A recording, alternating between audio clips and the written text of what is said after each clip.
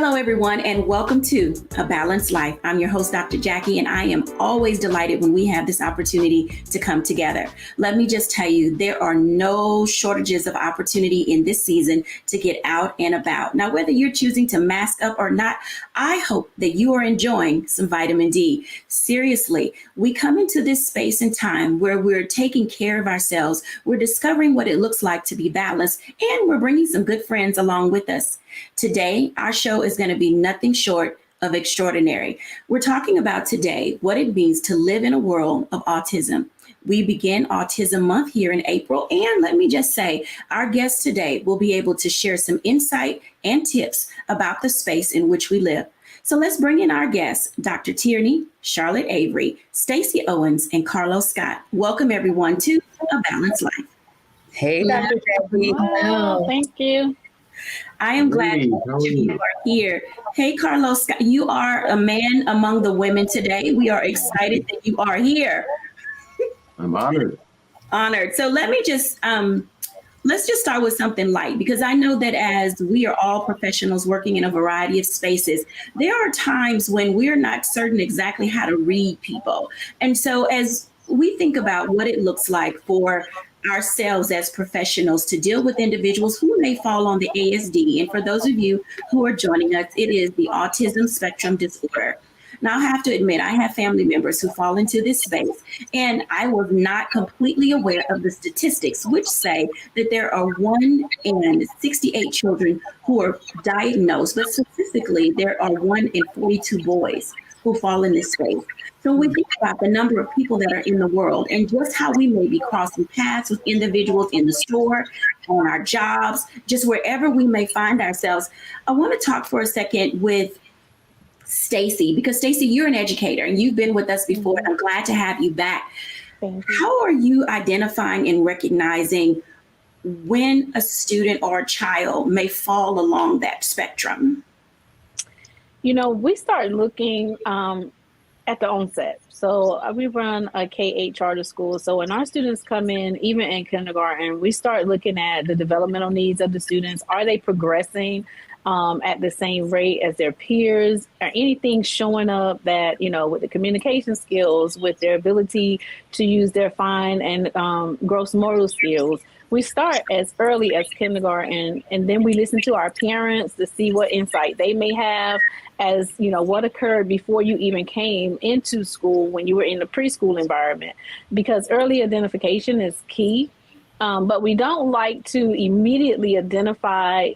We start observing that kindergarten, but we don't want to give you the diagnosis too early, because it could be other things that can be developmentally wrong, or just you're just a slow developer.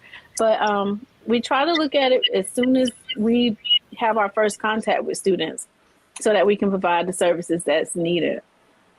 Thank you for sharing that, because services are a very big part of how children are actually labeled. And I hate to use that term, labeling, because the child can be labeled at a very early age, and it's something that stays along with them. However, children have the capacity to be mainstreamed at any given time in that space.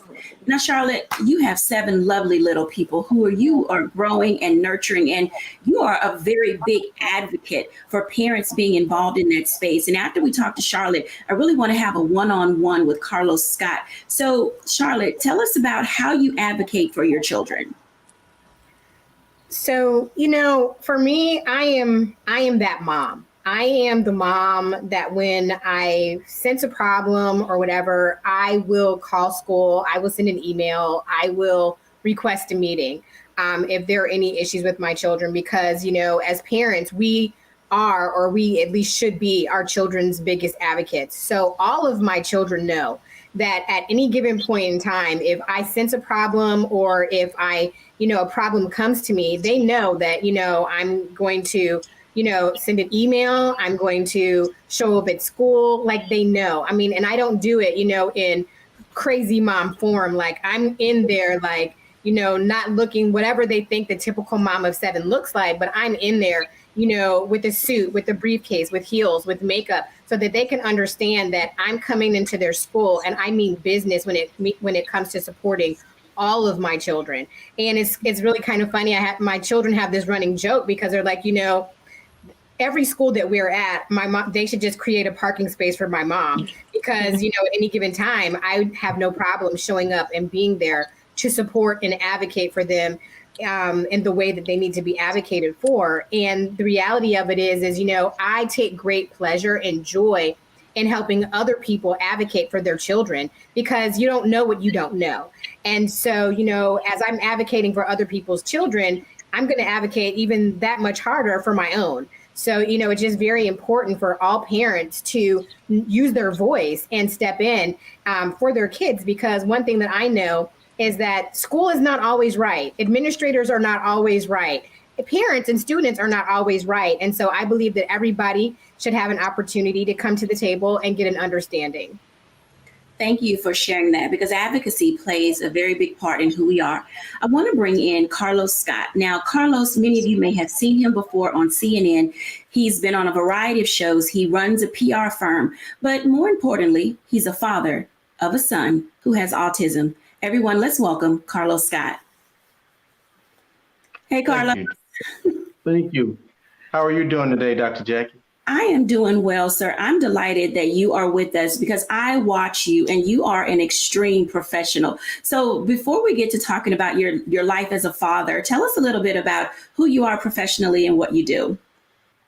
Oh, yes. Over the last 2 decades, our PR marketing firm has been blessed to represent a very diverse pool of clients, from Olympic gold medalists, Super Bowl champions, Hollywood actors, Grammy Award winning artists, even a 4-star general.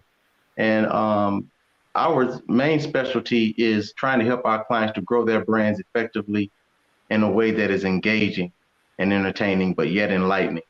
And, but as you mentioned, I'm a proud single father raising my son, Isaiah, who just turned 16 and has autism. And every day is a different day.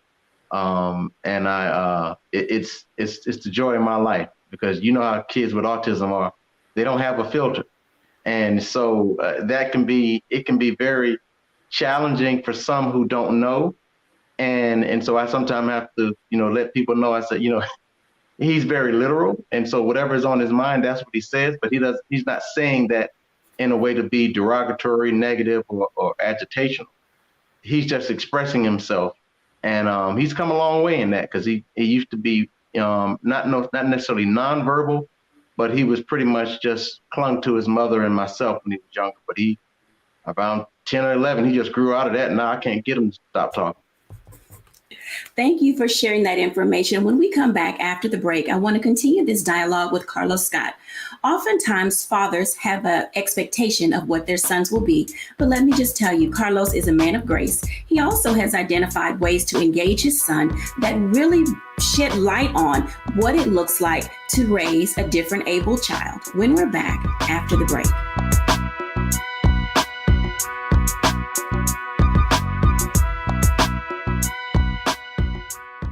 It's time to be smart. Roland Martin's doing this every day. Oh, no punches! Thank you, Roland Martin, for always giving voice to the issues. Look for Roland Martin in the whirlwind, to quote Marcus Garvey again. The video looks phenomenal, so I'm really excited to see it on my big screen. Support this man, Black Media. He makes sure that our stories are told. See, there's a difference between Black Star Network and Black-owned media and something like CNN. I got to defer to the brilliance of Dr. Carr and to the brilliance of the Black Star Network. I am rolling with Roland all the way. Honored to be on a show that you own. A Black man owns the show. Folks, Black Star Network is here. I'm real revolutionary right now. Roland was amazing on there. Stay black. I love y'all. I can't commend you enough about this platform that you've created for us to be able to share who we are, what we're doing in the world, and the impact that we're having. Let's be smart. Bring your eyeballs home. You can't be Black-owned media and be scared. You dig?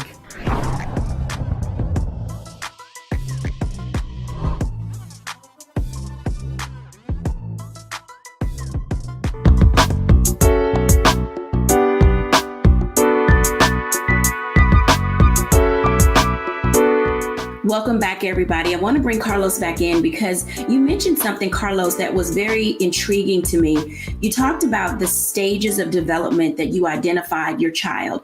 And, as a single father raising a Black child with autism, at what point did you recognize the role that you needed to play in his life had to become greater? I planted the seed probably when he was about 7 or 8. I had a conversation with his mother that I would like to, once he got to a certain age, I would love for him to come live with me full time. And it took probably about 3 or 4 years until that to come to fruition. And one day I got a call, I got a text, and then it preceded a call. Do you still want your son? I mean, we kind of joke about it now, but he was just, like I said, he had gone from being a very kind of quiet boy to being to the point where he was like very talkative, and it was borderline at sometimes disrespectful or what have you. And at that point, I just felt like this was the time that I had kind of preset the stage for 3 or 4 years before. And I didn't care what kind of sacrifices I had to make in order to make that happen. Thank God his mother agreed, and it's been going on 5 years this June. Man, let me just tell you, let me commend you, because oftentimes it's difficult for men to step into that space, because as a father, first I want you to tell us at what age did you begin to identify that your son was on the spectrum? But as a father, how did it make you feel identifying that you would have to probably change? What was in your mind about how you would raise your son? He was identified early on when he was, I don't think he was in kindergarten, to be perfectly honest. But he also had cerebral palsy as well. So initially, we didn't necessarily know that it was autism per se, as much as we knew that he had his main thing was the cerebral palsy. And then later is when a doctor identified and said, hey, do some more testing, and that's when he was fully diagnosed. Fully diagnosed. I want to bring in Dr. Tierini along with Dr. Scott, because this conversation that we're having and how parents manage expectations can oftentimes be difficult.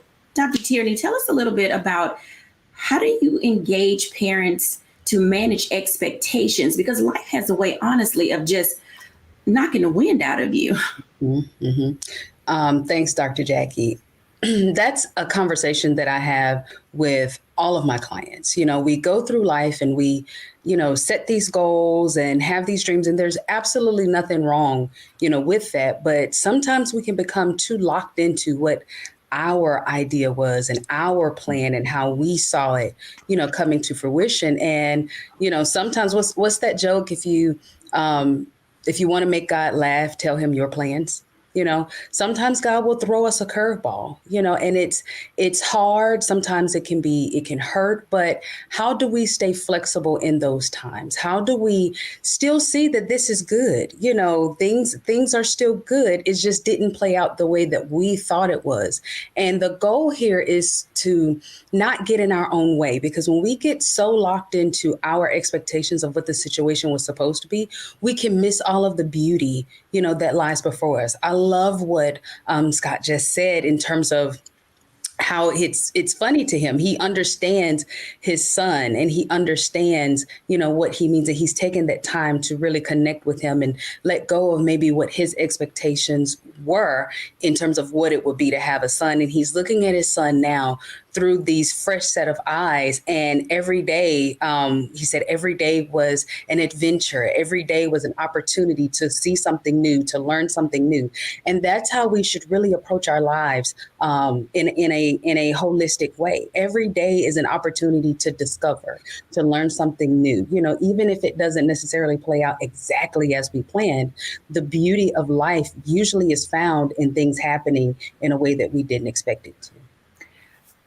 You are expressing what maturity looks like. And there are times when young parents don't know how to navigate the situation or the hand in which they're dealt. I want to talk to Stacey for just a second, because Stacey, when you're dealing with parents who are coming to terms and understanding what education is going to look like for a child who may be on the spectrum, How is it, bring everybody in because all of you have something valuable to add at this moment to our dialogue. Stacey, when you're talking about, you meet a mom or dad, they're coming in, they've just been told news that they were not expecting. How do you walk them through what an education plan would look like and some of the questions that parents should have when they're talking to administrators and teachers? So first of all, you want to make sure that, I approach it by helping my parents to become advocates. First, you are the child's first teacher as a parent. So you're going to come to the school with a wealth of information that we may not have about your child. So we start with building relationships first with the parent so that you can use your voice in a way that can be productive for your child. Then we move into the treatment plan, or the IEP is what it's called for us. And with the IEP, we're looking at hearing how can we sync our school environment to the challenges and abilities for your child.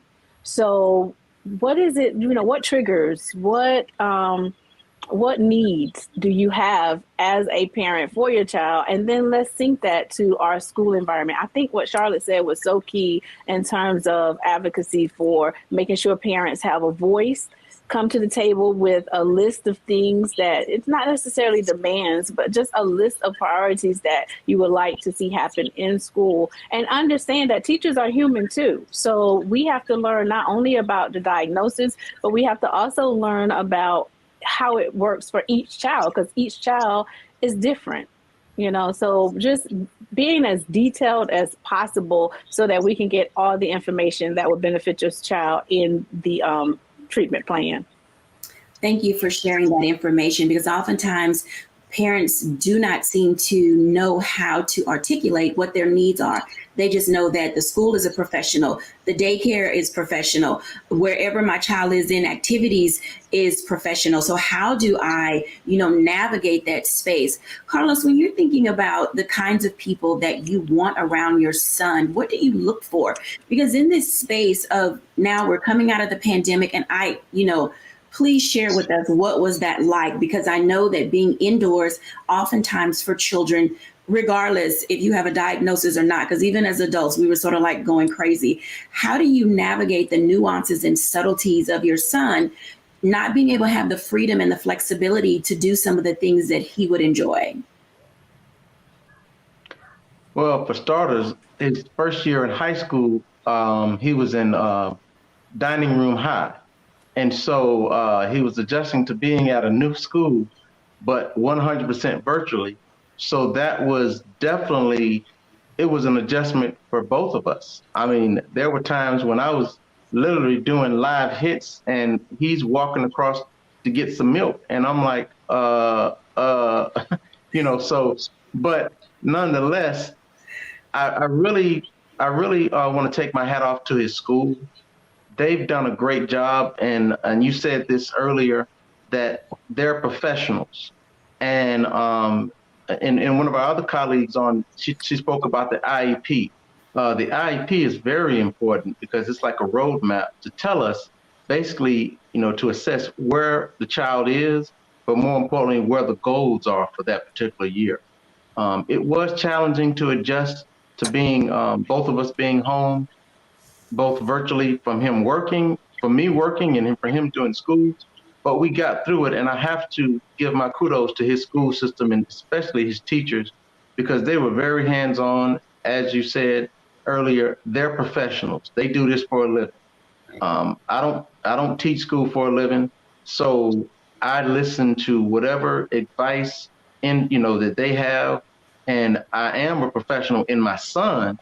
So that if I notice something is going on with him, I bring that to their attention so that they aren't caught off guard. But other than that, it's a pretty smooth sailing process because we work in tandem with one another. Ooh, talk about tandem. Tandems, collaboration, working in tandem, being in concert is a very big part of anyone's balanced life. So whether you are dealing with a different able child, a child who is on the spectrum, or you yourself may be facing some challenges in this season of coming through this pandemic, it's important that you have people around you who value you, who understand you, and who will give you the space that you need to grow. When we come back after the break, I want to hear from all of our guests about some of the things that they're doing to balance their lives, even in this pandemic. We'll be back after the break.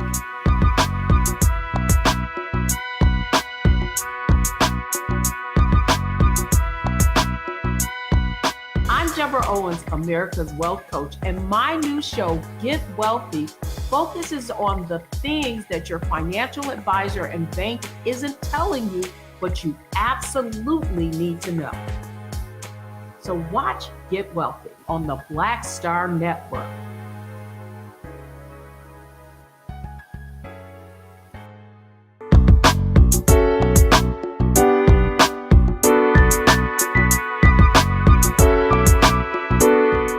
Welcome back, everyone, to A Balanced Life. I'm your host, Dr. Jacquie, here at Black Star Network.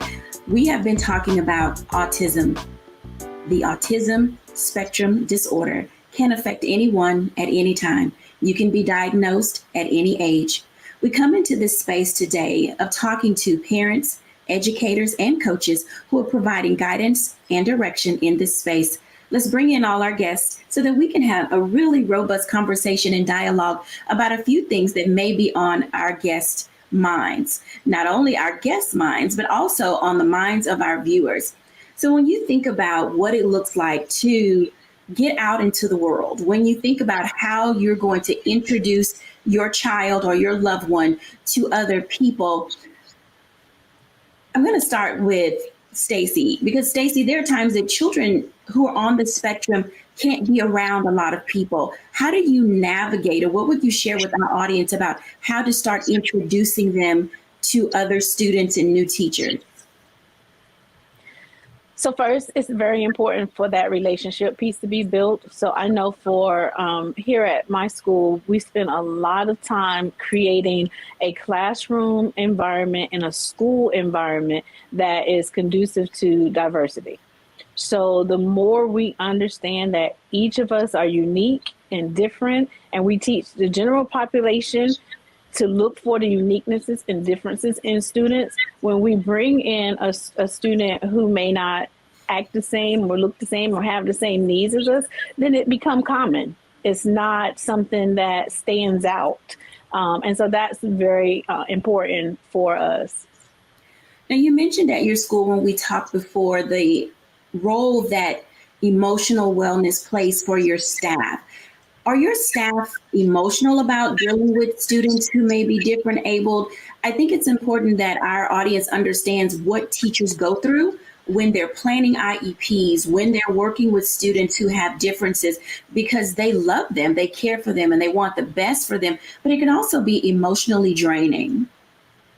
Right. So first of all, you have to remember teachers are human, right? So we approach that by saying, are you aware of your tolerance levels? Are you aware of your biases? We do a lot with connecting to the social justice standards with our staff first, because it starts with awareness. Now, that doesn't make you a bad person, but if you are aware of what triggers you, then now you can know how to approach the adjustments that are necessary.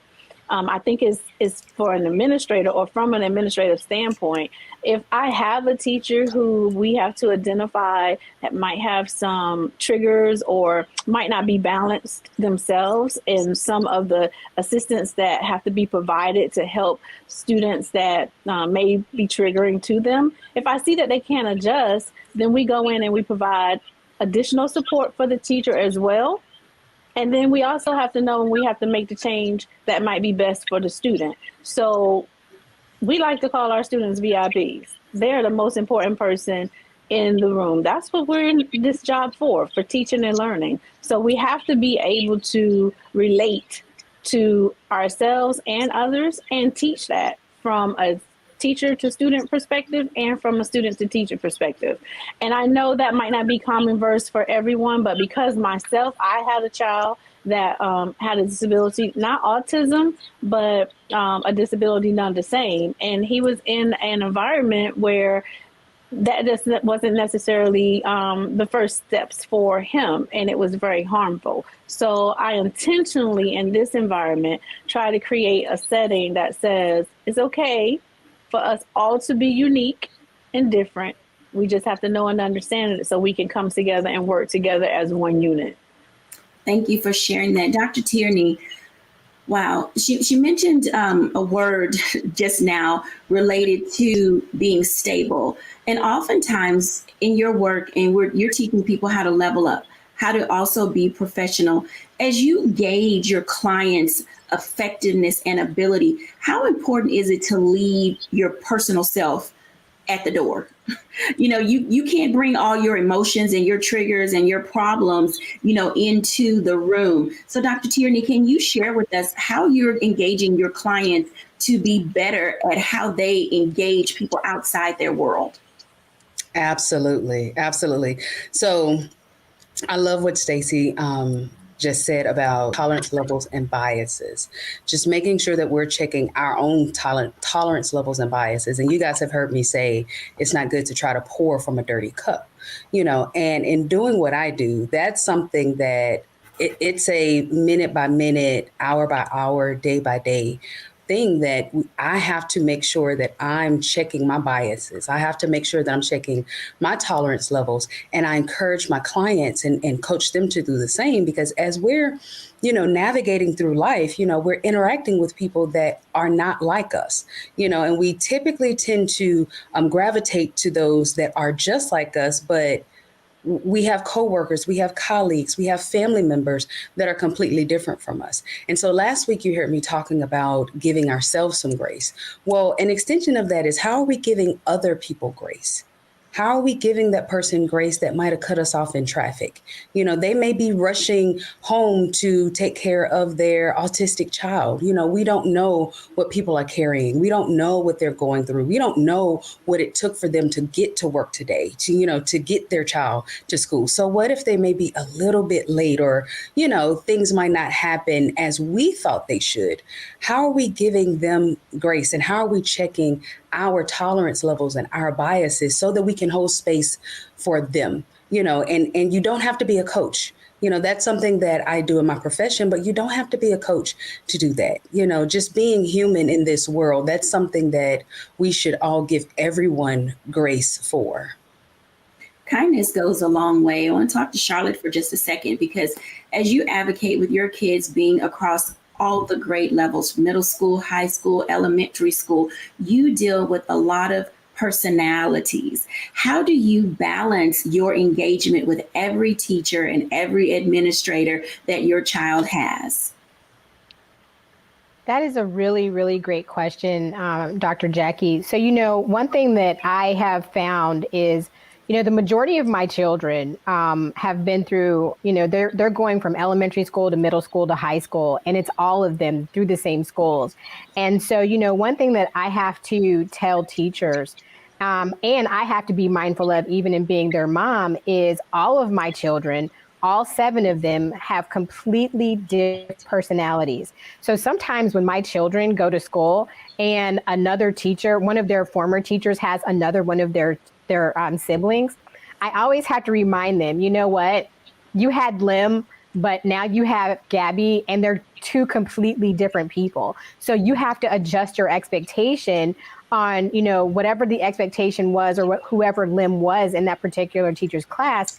My other child may not be the same way. And so usually I have to be the voice to come in and say, you know what, other than them being mannerable and polite, loving children, their personalities are all different. How they learn is all different. And, so that not only am I mindful of that, but that their teachers are mindful of it also.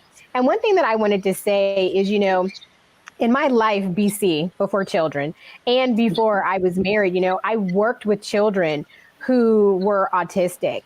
And I just wanted to put this plug in for parents who are raising autistic children, is that, when you're working with that population, there is a level of, I think people who work with special populations, they have a level of care, and they try to have a level of understanding so that, they can support the parent. Because just like Dr. Tierini was saying, you don't know what a parent went through, or, what somebody went through before they got to you. And so it is with parents whose children are autistic. they know the issues that their children have. They know the specialties that their children have. And so when you're dealing with and working with parents and you're working in tandem together, you know, it's so important to remember that you don't know what a parent went through to get their autistic child to you. And so like, you know, Dr. Tierini and, you know, Stacey were saying, you know, giving parents grace, giving teachers grace, giving everybody grace is just so very important. Grace plays a very big part in everything that we do. Carlos, how do you balance all that you do as a working father, as a single father, as a businessman who is all in the community and working with other clients? How do you balance your life and meet his needs and your needs? First, as my late grandmother was saying, prayer and supplication. But on a serious note, one of my mentors told me something a long time ago when I was young in the industry and I approached him about balance because I was having a very difficult time, and this was even before I had custody of my son. But he said something very important, and he said the only thing you can do, there'll never be enough hours in a day for you to do everything that you want to do, but there'll always be time for you to do the things that you need to do. And so that's basically how I have a no nonsense approach. I look at my mother, both of them. I had an opportunity to be a part-time military brat with one mom, and then when I moved back to my biological mom, but she was also a single mother. And they just had no nonsense they just got it done. And so I appreciate the applause that people give me, but I don't really look for it. I just, you just have to make time to make time. And so some days are easier than others. Just like the other night, I looked up and it was 8:30 and I didn't take out anything to cook from the freezer. And it was like, oh, wait a minute. And so I had to rush out and get some fast food or whatever. But, some days are better than others, but anything worth having and worth doing is worth trying. And that's basically it. There'll never be the right time to do. You just have to do your best each day because every day is going to look different. Mm-hmm. Thank you for sharing that. Wow.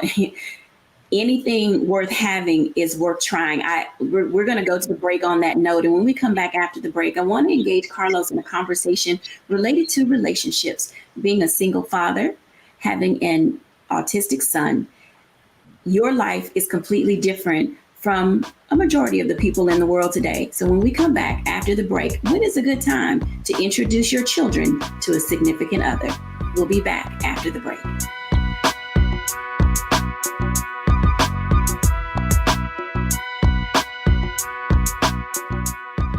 Pull up a chair, take your seat. The Black Tape with me, Dr. Greg Carr, here on the Black Star Network. Every week, we'll take a deeper dive into the world we're living in. Join the conversation only on the Black Star Network.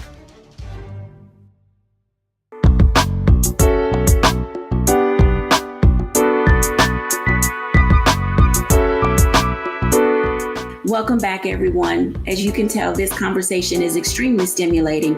We've had time to talk about balance. We've talked about education. How do you engage professionals who are working with your children, whether it's their teachers, administrators, whether it's doctors? How do you engage other family members, helping them provide not only the care, but the grace that is needed to advocate and navigate the world in which you live personally? I want to bring back in Carlos Scott, because as a single father, there's some things that we may need to know. Now, let me just say, this conversation that we're about to have, this is not just about having an autistic kid. This is about every person who is out there who is raising a child, trying to figure out when is the good time to introduce your kiddos to someone you may be dating. Carlos Scott, welcome back. I'm not putting you on the spot, but I do think that it's important that you share with men and women. As a single parent, there's a time and a space for that. What are some of the baseline things that need to happen first before you think about bringing someone into your kid's life? This is a very appropriate and much needed topic, and I appreciate you for giving myself this platform and others to really address it, because it's something that people don't think about. And that is, when do we bring our child to meet, especially our child with special needs, to meet that new person that may be the new love interest? Well, for me, at hello, when I meet someone and we get a chance to dialogue, I express to them in those first 5-10 minutes, I'm a single father raising my son, and he has an autism. So if that's going to be too much for you, then hey, we can continue this cup of coffee or conversation. But if that's going to be too much, then hey, it was nice meeting you. But as it relates to when it gets to meeting that person, that is only once me and that woman we agreed to then now be in a committed monogamous relationship when we're serious. Now, if we're just casually dating, I'm sorry, and I've had a few women to get kind of upset with me in the past over this, but no, you're not going to meet my son or my mother, for crying out loud, until we figure out what we're doing first. And then once we have established, okay, hey, you see that I am who I said I was, and vice versa. Now we can explore meeting my child, and sometimes she might have a child or children, and so that's the safest and the best time. The safest and the best time. I love that when you said you're not going to be my mother or my child. And those are two very important people in all of our lives, because you're in that space of saying you might actually become a permanent fixture. And so you want to make certain that that individual has the capacity and the bandwidth to be able to deal with all of what your life looks like. When you think about relationships and dating, what is a day in the life for you like? From getting up in the morning, checking on your son, making sure he's ready, then you have time for a cup of coffee or dinner. What does this look like for you? Well, it's all about routine. Children with autism are very, very routine oriented. So for me, my priority is to always make sure that Isaiah is on his routine. Anything that I do outside of that extracurriculum is make sure that it doesn't upset his routine. On the weekends, or even sometimes, during the week or whatever, I might actually go to lunch with someone because, hey, he's at school. Or if it's on the weekend, it might be when he's at, one of my relatives or my sister's home or something like that, or what have you. But it's all about making sure that he's got that he has what he needs from me, and resource-wise, whether it's his video games, whatever it is that he needs, and then staying on his schedule. And then I kind of work based upon the availability, of course, of the woman, and make sure that it doesn't, kind of clash with what I got going on for him. But if it does, I just have to make sure that I have, whether it's a babysitter, a relative, or someone, to make sure that he's in safe hands when I am in a dating capacity. When he's in a dating capacity. Thank you for sharing that information. Stacey, can you join us for a second? Because Carlos mentioned something very interesting. Can you tell Stacey when there are behavioral changes with a child? Maybe the new person has been introduced into the landscape of that child. Is that something that's readily identifiable in the academic file? Stacey, can you tell us, is that something that's really identifiable in the school landscape when someone has come into that child's space? I think it's very recognizable when the structure or the routine changes. So Carlos is exactly right with that. Structure is key. And whenever the student is taken out of their normal routines, you can see some of the behavioral changes. You don't necessarily identify quickly to, is this change happening at school, or is this a change that's happening at home? But you do see some behavioral changes that will give you that yellow or flashing light that says, look a little closer. And again, that relationship piece with the student and the teacher and the student is very key, because the closer or the more that I know about this individual student, I will be able to recognize when we are about to experience a change, or if something is different from their normal interactions. I have a few students that we try to keep them in the general mainstream classrooms, because that's where they can learn those social cues that are very important for students to have. But yes, if we start seeing the behaviors change a little bit, maybe the student was doing well with completing class assignments and now they're not as engaged, or if pacing and rocking or something like that is more triggering for them, you need to stop and pause and say, what's happening? What's going on? If a student can communicate those needs, we need things in place that can help them to communicate it. And if they can't, then as the adult, we have to be able to tap into having conversations with the parent to say, has anything changed at home? Has anything changed here? But identify what is out of sync in that routine, because that's usually how we can stay ahead of it. So in the social cues that the children bring to the table, you mentioned if the child can speak, which leads me to ask this question, understanding verbal and nonverbal cues. So what are some of the behavioral gestures that are nonverbal that a child may exhibit to help a person who may not necessarily work around a different able child on a regular basis? Is there rocking? Is there pacing? Is there what is the word is there a greater repetition of that movement? Is it more rapid? Mm-hmm. All of that. It can be stimming. It can be the need to be overstimulated. All of that sort of plays into, and each child is different. I mean, I've had the opportunity to see kids who, if the noise levels are too high, or if something's changed in the structure of the classroom, that they go under the desk seeking a safe space. I've seen them needing to leave out of the classroom. Usually we try to identify what is that student's need and provide those calming areas, or provide an adult. Some of my students may need to come out and talk to another adult when they're overstimulated. But yes, all of those movements, the pacing, the rocking, the fidgeting, are key indicators. Some of it could just be their normal thing that they do, but if it increases or if it's stabilized and then it starts back again, then we know we just need to pay attention to what the child is trying to communicate to us. Thank you for sharing that, because even as adults, we have a difficult time, communicating what some of our different triggers are. And oftentimes we don't even understand or can know when we are being triggered. Thank you guys for this conversation. When we come back after the break, I want to do a little bit of reflection and then have our guests give us a few tips for navigating their space.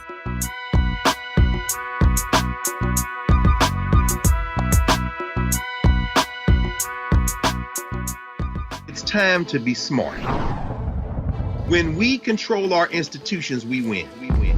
This is the most important news show on television of any racial background. Y'all put $2, $3, $4, $5, $10, $15, $20, $30 on this and keep this going. What you've done, Roland, since this crisis came out in full bloom. Anybody watching this, tell your friends. Go back and look at the last 2 weeks, especially of Roland Martin Unfiltered. I mean, hell, go back and look at the last 2 days. You've had sitting United States senators today, Klobuchar and Harris. Whatever you have you can bring to Roland Martin Unfiltered to support it, please do, because this information may literally save your life. Watch Roland Martin Unfiltered daily at 6 p.m. Eastern on YouTube, Facebook, or Periscope, or go to RolandMartinUnfiltered.com. Support the Roland Martin Unfiltered Daily Digital Show by going to RolandMartinUnfiltered.com. Our goal is to get 20,000 of our fans contributing $50 each for the whole year. You can make this possible. RolandMartinUnfiltered.com.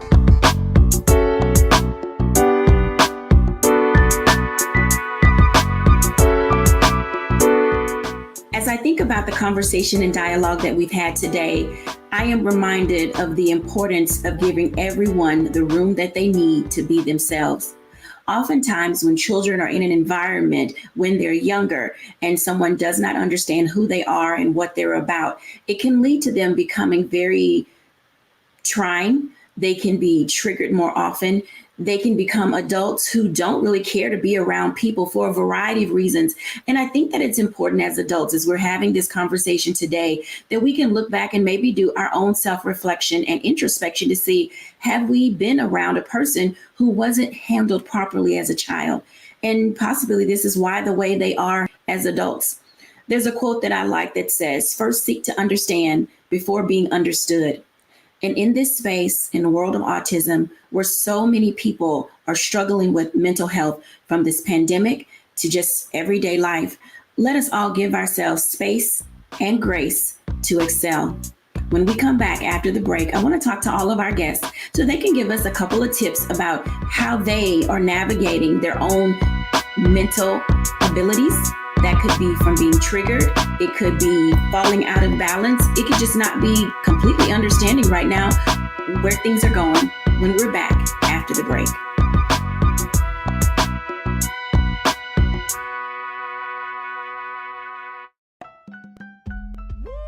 We're all impacted by the culture, whether we know it or not. From politics to music and entertainment, it's a huge part of our lives, and we're going to talk about it every day right here on The Culture with me, Faraji Muhammad, only on the Black Star Network.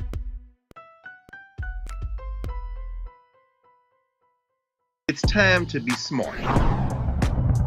Roland Martin's doing this every day. Oh, no punching! Thank you, Roland Martin, for always giving voice to the issues. Look for Roland Martin in the whirlwind, to quote Marcus Garvey again. The video looks phenomenal, so I'm really excited to see it on my big screen. Support this man, Black Media. He makes sure that our stories are told. See, this difference between Black Star Network and Black-owned media and something like CNN. I got to defer to the brilliance of Dr. Carr and to the brilliance of the Black Star Network. I am rolling with Roland all the way. Honored to be on a show that you own. A black man owns the show. Folks, Black Star Network is here. I'm real revolutionary right now. Roland was amazing on that. Hey, Black, I love y'all. I can't commend you enough about this platform that you've created for us to be able to share who we are, what we're doing in the world, and the impact that we're having. Let's be smart. Bring your eyeballs home. You can't be Black-owned media and be scared. You dig?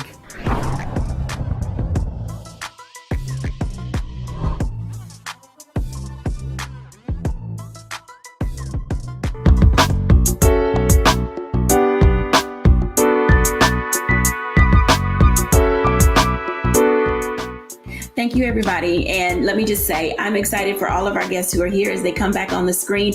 I want to ask each of them this one simple question. How are you navigating your own mental health and self-care? I'll start with Charlotte Avery. So for me, I have this acronym, and it's called Take Space. And for me, SPACE stands for stop, pray, assess, confide, and evaluate. And so for me, that's what I do when I feel like I'm just about to go in a whole nother place, is I take a moment, to stop what I'm doing, remove myself from a situation. I pray about it. I assess the situation. I confess it, that I'm feeling some kind of way. And I confide in another person who can help me, kind of navigate. And then I evaluate what my next steps are going to be. So for me, I take space. Dr. Tierini. That's good. That's good. I love that, Charlotte. Take space. I kind of do a combination of what Charlotte was just outlining, but the key point for me is something that you just said, Dr. Jacquie, is that self-care, piece. I make sure that I'm taking that time to reflect and do the things that I need to do to revive and just rejuvenate me. Self-care doesn't have to be expensive. It doesn't have to, mean that I go to a spa or spend all this money. It can be something as simple as just taking a walk, reading a book, journaling. That's probably my number one, self-care technique that I practice, but just taking that moment to pause, to think about what it is that I'm walking through. What am I experiencing? What am I feeling? To process that. And just like Charlotte just said, identify what my next steps are going to be to make sure that I'm staying balanced. Stacey. I love the way Charlotte explained her take space. For me, I disconnect. And not in a negative way, but I have so many people that are plugged into me that if I feel myself becoming imbalanced, then it's important for me to disconnect and just focus on me. I exercise, I recenter myself, I meditate, and I escape and listen to the music that I love. I love gospel music. So usually in that space, when everybody, if I walk into work and gospel music playing, they automatically think, oh, wait a minute, why are you trying to recenter yourself? And it's not necessarily a bad thing. It's just that thing that I have to do because I have to come into the space of the person who can help me best. And I do that through friendships. I try to stay in communion with people. If I need to talk to someone, it's okay. It's okay. I accept the fact that it's now time for me to plug into someone else. And so I have someone in my immediate circle that I can plug into and say, hey, help me to recenter so I won't be pouring from. I love the way the doctor said a dirty cup. I usually say we have to keep our cups full so we can pour into others. But now I'm going to use your dirty cup because you don't want to be pouring from a dirty cup. So I clean my cup by disconnecting and allowing myself that time to just be me in my space. Carlos. I love what all the ladies mentioned, and likewise, I don't want to pour from a dirty cup either. But one of the things that I definitely do, and I'm doing a better job of that, is being intentional about taking care of me. And sometimes we have to be what I call reasonably selfish, and whether that means like one of the colleagues just said, whether it's unplugging and turning that phone on silent for even if it's just for 30 minutes, or taking a drive, or I like to cook. So just something that is solely not about anybody else, not about my son, but just about me. And so I think after I do that, I'm in a better place mentally. Spiritually, I'm a man of faith. So anything that I do is always going to be, faith driven as well. But I've learned that it's important for me to take care of me, and that's not a bad thing. And so it is what it is. Thank you, everyone, for sharing. I pray today that you, our viewing audience, have had an opportunity to glean some tips, some wisdom keys, and some nuggets that will allow you to move into your space, whether you're raising a different able child, whether you yourself are somewhere on the spectrum, or you've just really had it up to here with the everyday things in life. Give yourself space and grace to continue to grow. I will say that for me, I'm an unplugger. Literally, my phone is on focus, the shades are down, and I think it's just good for me to reconnect with myself at my core. It is from this space that I am able to not only be replenished, but then I can fill my cup and be able to pour it from a healthy space into other people. Thank you for joining today, A Balanced Life with Dr. Jacquie.